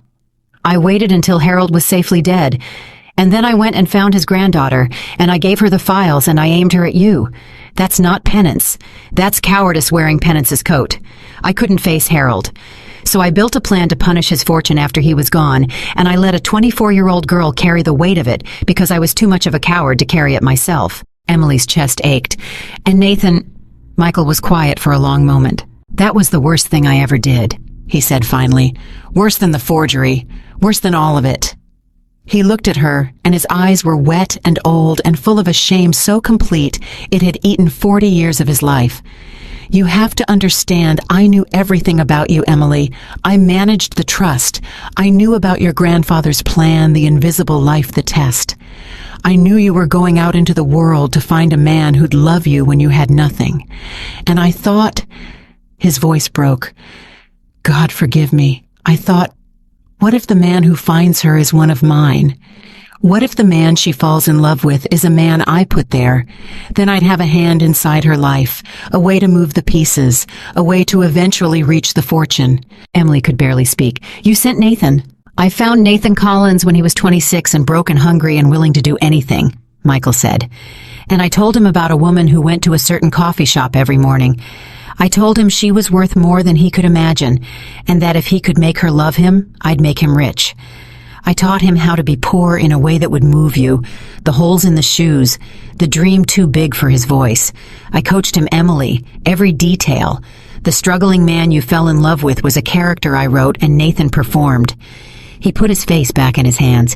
"You never took your grandfather's test. Victoria was right about that. The test was rigged before it started, because I rigged it." The penthouse was silent, except for the small, terrible sound of an old man weeping, and Emily Anderson stood in the center of it and felt something she had not felt all day, not through the necklace, not through the divorce, not through the discovery of her grandfather's theft. She felt the ground of her entire life dissolve. Because if this was true, then nothing she had believed about her own past was real. Not the love, not the struggle, not the 12 years, not the 2 a.m. business plans or the cold rice or the crying through the bathroom door. All of it had been theater. She had spent 12 years pouring her whole self into a man who had been hired to receive it. "Say something," Michael whispered. "Please, scream at me, hit me, anything." But Emily didn't scream, She walked to the window and she stood there with her back to him, and she was quiet for a long, long time. And when she finally spoke, her voice was not what Michael expected, and it was not what Victoria, still listening silent 2 miles away, expected either. "You know what the strangest part is?" Emily said softly. "I'm not surprised. Somewhere underneath, I think I've known for years that Nathan never really saw me. I told myself it was distance or work or the money changing him. But it was simpler than that. He never saw me because there was never a version of him that was looking. He was always performing. I just didn't know the audience was me." She turned around. "But here's what you got wrong, Michael. All of you and Nathan and Victoria and even my grandfather. You all built your whole plans on the same mistake." "What mistake?" "You all thought the thing that mattered was the money." Emily's eyes were dry now and clear, and there was something in them that made Michael sit up. "My grandfather hid me to protect his secret. You aimed a man at me to reach the fortune. Victoria came for the company. Nathan performed poverty for a payout. Every single one of you looked at me and saw $18 billion wearing a woman's face. Nobody, not one person in 40 years, ever once looked at me and saw a person who might figure it out." She took a step toward him. "You've all been playing chess with my life, and it never occurred to any of you that the piece you were moving around the board might be the best player at the table." Michael stared at her. "You confessed," Emily went on, "because you thought I'd be destroyed by it. You thought the truth would break me the way it broke Gerald, the way it broke David. You wanted absolution, and you thought a broken woman would give it to you, because a broken woman is grateful for any hand that reaches down." Her voice sharpened. "But I'm not broken, Michael. I've been getting less broken by the hour since yesterday morning, and I'm not going to give you absolution. What I'm going to give you is a choice." "A choice?" "You spent 40 years too cowardly to tell the truth while it could cost you anything. Harold's dead, Gerald's dead, David's dead. You waited until the truth was safe." Emily's voice was iron now. "Well, it's not safe anymore, because I'm about to make all of it public, the theft, the forgery, the rigged marriage, your part in every bit of it. Your name, Michael, in the light. Everything you did." She watched him go pale. "That's what's coming. The only choice you have left is whether you stand next to me when I do it and tell the truth with your own mouth for once in your life, or whether you run and let me tell it about you instead." "Emily, it would end me. My firm, my license, my—" "Yes," Emily said, "it would. 40 years too late, the truth would finally cost you something. That's not a punishment, Michael. That's just the bill. It's been sitting on the table this whole time. Somebody was always going to have to pay it." She held his eyes. "The only question is whether you pay it standing up or lying down." For a long moment, Michael Reynolds looked at her. This woman he had watched grow up, whose money he had moved, whose life he had rigged, whose trust he had spent, and something moved across his ruined old face that Emily had never seen there before. It was relief. "All right," he whispered. "All right, standing up. I'll tell it. All of it, with my name on it." He wiped his face. "I've wanted to be caught for 40 years, Emily. I just never had the courage to catch myself. Thank you for doing it for me." "Don't thank me," Emily said. "I'm not doing it for you." The voice came from the phone, then small and shaking. "Emily." It was Victoria. She'd heard all of it. "I have to tell you something, and then I'm going to hang up, and you're never going to hear from me again, because I don't deserve to be part of whatever you build after this." A breath. "You were supposed to be my enemy. My whole life you were the enemy. The Anderson girl, the heir to the fortune that ruined us. I hated you before I ever met you." Her voice cracked. "And then I walked into your apartment yesterday and took the necklace off your neck, and you smiled at me, and I didn't understand it. I've spent 24 hours not understanding it, but I understand it now. You smiled because you already knew you weren't going to become us. You weren't going to let the wound turn you into what it turned my father into, what it turned Michael into, what it would have turned me into." A long pause. "You're the first Anderson who ever chose to be something other than the thing the money makes people. And I hate that it took losing to see it, but I see it." The line went dead. Emily set the phone down. By noon, the plan was in motion, and it moved with a speed that surprised even Emily, because it turned out that when you stop protecting a secret, everything gets faster. Michael made calls. Priya assembled the 1986 files into a record that could survive scrutiny. And Emily, who had spent 11 years being invisible, began deliberately, carefully, irreversibly to become visible. But there was still Nathan. He called at 2:40 in the afternoon, and this time Emily answered on the first ring because she wanted to hear at the exact moment the performance ended. "Emily," Nathan said, and his voice had the smooth, false warmth she now recognized as the sound of a man reading from a script. "I've been thinking about us, about everything. I made a terrible mistake and Michael told me," Emily said. Silence. 12 years, Nathan. The coffee shop, the shoes, the dream too big for your voice. Her voice was calm, almost curious. "Michael wrote all of it, and you performed it, for 12 years. So you can stop now. The show's over. There's no audience anymore." The silence stretched so long she thought he'd hung up. Then Nathan Collins laughed, a low, ugly, defeated sound, and when he spoke again, the warmth was gone, and what was underneath it was so cold that Emily understood finally that she had never once heard his real voice either. "So he told you," Nathan said. "The old coward finally cracked. I always knew he would." A pause. "You want to know the funny part, Emily? The part that's going to keep you up at night? 12 years I performed being poor for you. 12 years I said the lines Michael wrote, and you never noticed, not once. You want to know why?" His voice dropped. "Because you wanted the story so badly. You were so desperate to be loved for nothing that you never once checked whether the love was real. I didn't fool you, Emily. You fooled yourself. I just showed up." The words landed exactly where he'd aimed them, in the softest, oldest place in her, the little girl who'd been told by a dying man that she'd never know if anyone loved her, and Emily waited for them to hurt. They didn't. "You're right," she said quietly. "I did want it. I wanted it so badly I didn't look. That's true, and it's the truest thing you've ever said to me, and I'm going to carry it for a long time." She took a breath.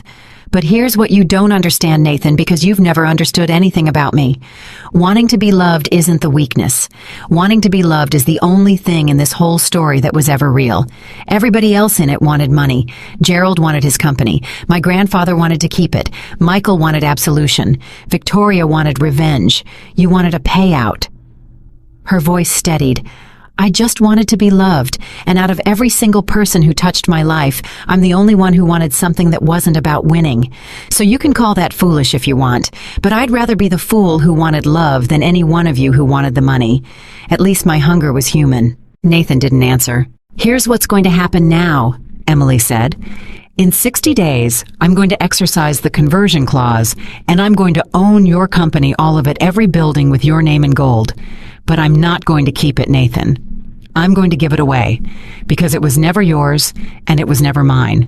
It grew out of stolen ground, and I'm going to spend the rest of my life giving stolen things back." A pause. "And you're going to lose everything. Not because I'm punishing you, because you never actually built anything. You performed a man who built things. And when the performance ends, there's nothing underneath. There was never anything underneath. That's the difference between us that Michael missed, that Victoria missed, that even my grandfather missed. You were all hollow, and I was the only one who was real." "You think you've won," Nathan said, but his voice had cracked, and the coldness had gone out of it, and underneath it now was fear, real fear, the first real thing he'd shown her in 12 years. "No," Emily said. "I don't think I've won. There's no winning this.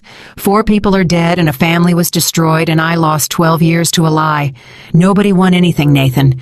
But I'm going to do the one thing none of you had the courage to do." Her voice was very quiet now and very certain.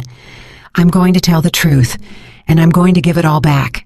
And then I'm going to find out for the first time in my entire life who I am when I'm not a fortune wearing a woman's face." She hung up, and for a moment she just stood there in her grandfather's penthouse, holding a phone that had gone silent, surrounded by the wreckage of every story she'd ever believed. Then Priya spoke gently from the corner. "Miss Anderson, There's one more thing. Something I found this morning and didn't know how to bring up. She turned her laptop around. The trust that holds the Hayes family's original, half the half your grandfather took. It was never fully absorbed. There's a mechanism. Harold buried it deep, but it's there.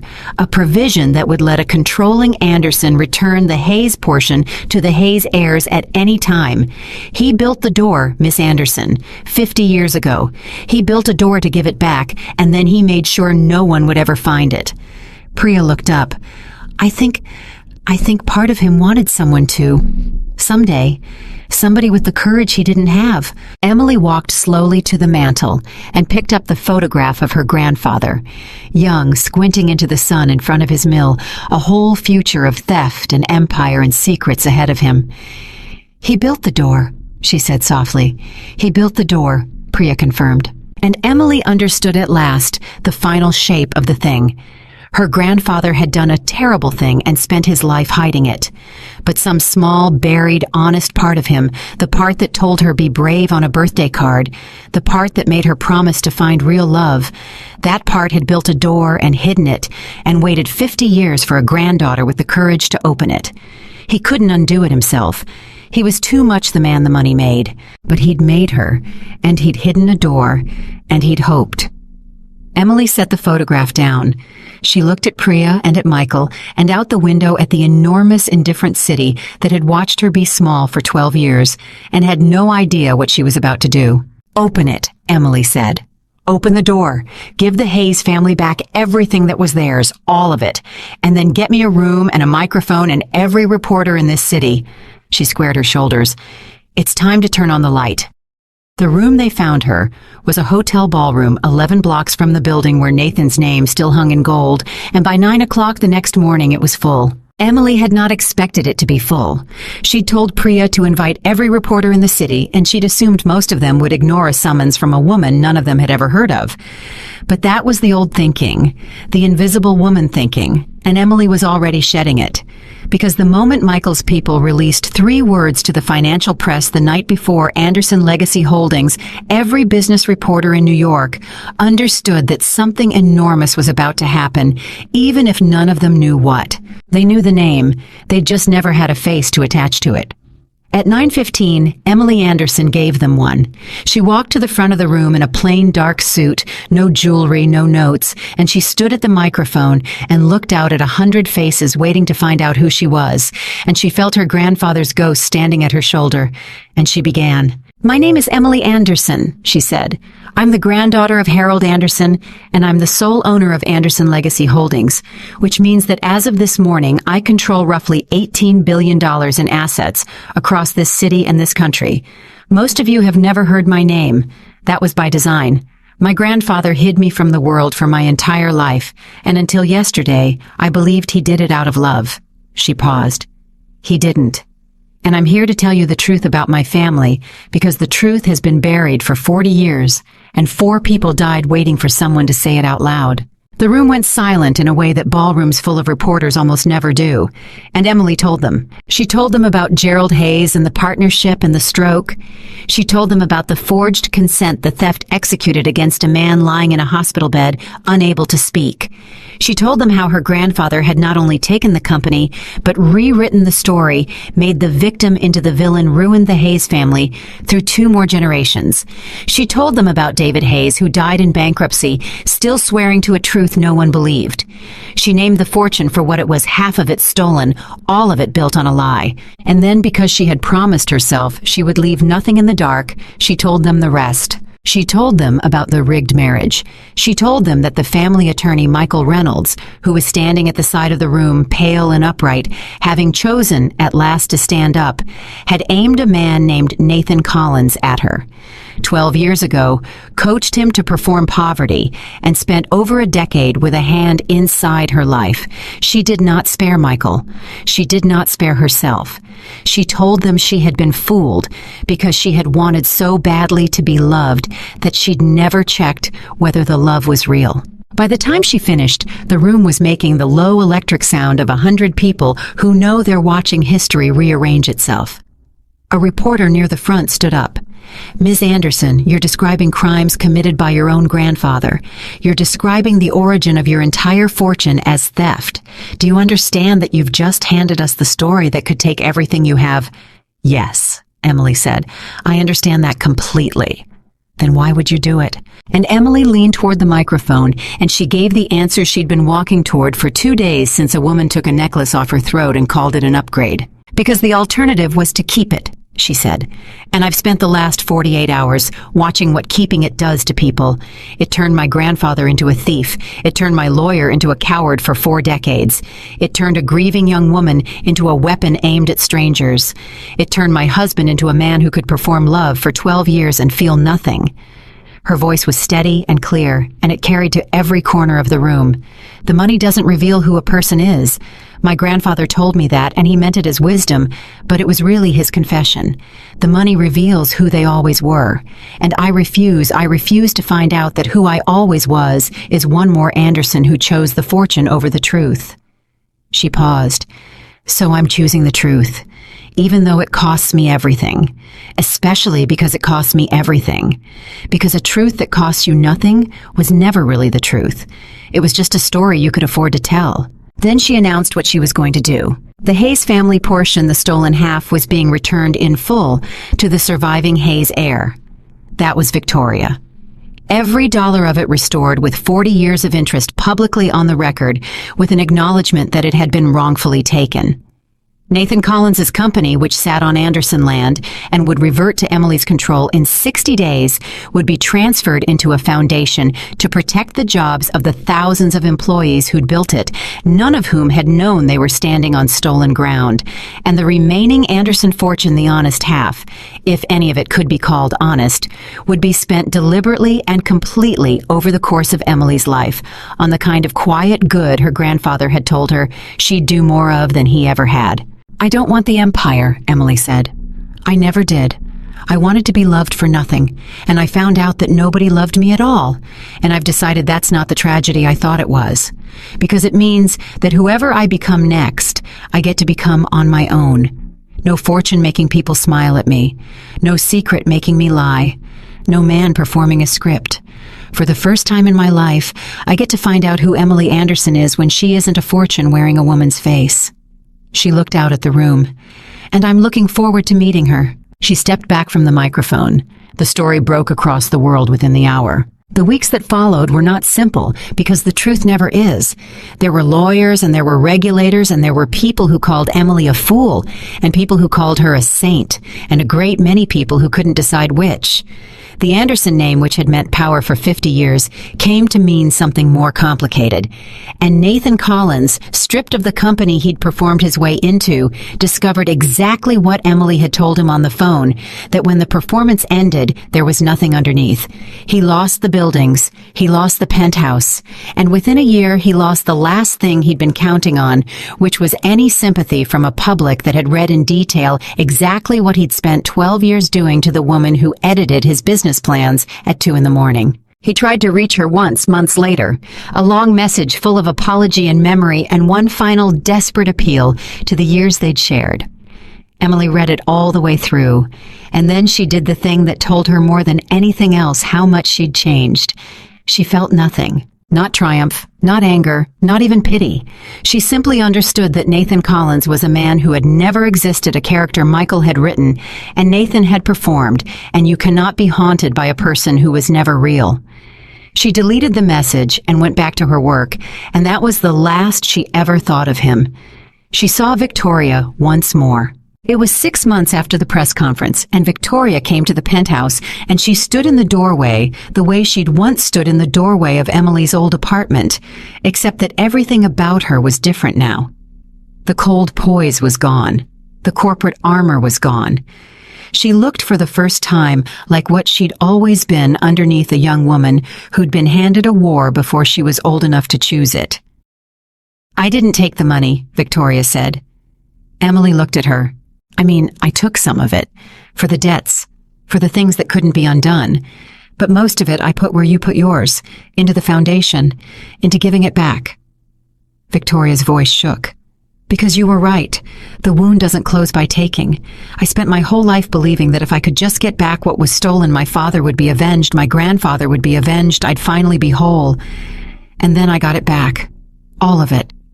And I felt exactly as empty as I did the day before. She looked at Emily. The only thing that ever made it better was the thing you did that I couldn't understand. Telling the truth. Publicly. With your name on it. Making it known that my grandfather wasn't a thief. Her eyes filled. That's what my father wanted his whole life, not the money. He wanted people to know he wasn't the son of a criminal, and you gave him that after he was dead. You gave a dead man back his name. She wiped her face. I came here to say thank you, and I'm sorry. For the necklace. For Nathan. For all of it. I was so busy being the debt that I forgot I was allowed to be a person.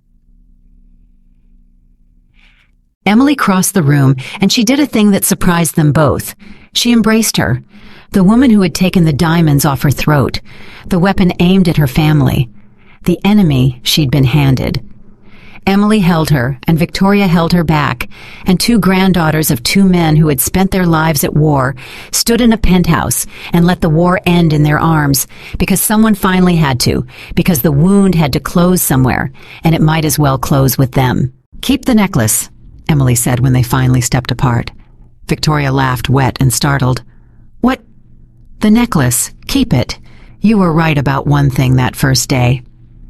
Emily smiled, and it was a real smile.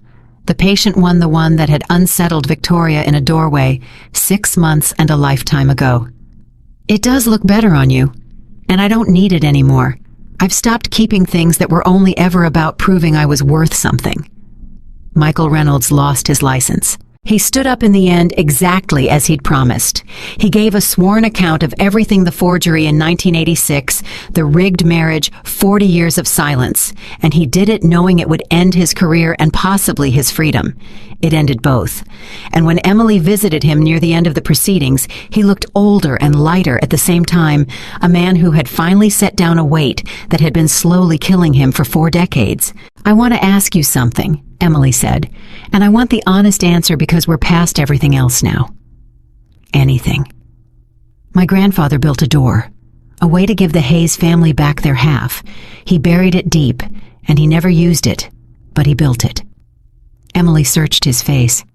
Did he know? At the end, did he know I might find it? Was that part of the plan, or was I just lucky? Michael was quiet for a long moment. He didn't build that door for you to find, he said finally. He built it for himself. Every few years when the guilt got bad, he'd take it out and look at it and tell himself that someday he'd use it, someday he'd make it right. Michael shook his head. He never did. He was too much the man the money made. But here's what I think, Emily, for whatever a coward's opinion is worth. I think when he made you promise to find real love, when he sent you out to live small and invisible, I don't think that was only about protecting his secret. I think part of him was trying to make one person in this family who wouldn't be the man he was, one Anderson who'd want something other than the money. Michael's voice broke. He couldn't open the door himself, so he made someone who could, and then he hoped. A pause. You were the door, Emily, not the thing that finds it, the thing that opens it. He built you for exactly this, whether he understood it or not. And it's the only decent thing he ever did. Emily carried that for a long time. She never fully resolved it, whether her grandfather had been a monster who happened to raise something good, or a good man buried so deep inside a monster that he could only reach out through the granddaughter he made. Maybe both. Maybe that was what people were, not photographs after all. Not a single fixed image the money developed, but something stranger and more hopeful. Something capable of building a door to their own redemption, even when they lacked the courage to walk through it. A year after the press conference, Emily stood in front of another crowd. Not reporters this time. It was a hall full of people at a foundation event, hundreds of them gathered around the work she'd built, out of the ashes of the fortune, the returned assets, the protected jobs, the schools and clinics, and second chances that the honest half of the money was buying one at a time in the quiet way her grandfather had once said she'd do more good than he ever had. She thought about that as she looked out at them. He'd been right about that at least. Out of everything he'd said to her dying in that oak-paneled office 11 years and a whole lifetime ago, that one thing had come true. Someone asked her that night whether she regretted it, whether she ever wished she'd stayed invisible, kept the fortune whole, kept the beautiful story about a grandfather who tested her for love, whether it wouldn't have been easier to never know. Emily thought about the woman she'd been 2 years earlier. The woman standing in a Manhattan living room while a man she'd built her life around unclasped the necklace from her throat and called another woman an upgrade. The woman who'd been small for 12 years because she thought being small was the price of being loved. The woman who'd signed the divorce papers and felt to her own confusion nothing but peace. That woman had thought she'd lost everything that morning. She'd had no idea she was about to find the only thing that was ever really hers. "No," Emily said. "I don't regret it. Losing him was the beginning of finding myself. I spent 12 years being chosen and abandoned and lied to and used, and it turned out that not one person in my life had ever seen me at all." She paused, and her voice was steady and certain and entirely her own. "But I see myself now, and I built all of this, and I gave back what was stolen, and I told the truth that cost me everything, and I became a woman who doesn't need anyone's permission to know exactly what she's worth." She looked out at the room, full of the good she'd chosen to do, with a life that had almost been spent being invisible. "The man who left me thought he'd thrown away someone with nothing," Emily said. "He was wrong about that the way he was wrong about everything. He didn't throw away a woman with nothing." She let the words land clear and final and true. "He threw away the only person in that whole story who was ever real, and I have spent every day since being grateful that he did, because the moment he let me go was the moment I finally completely and forever became my own."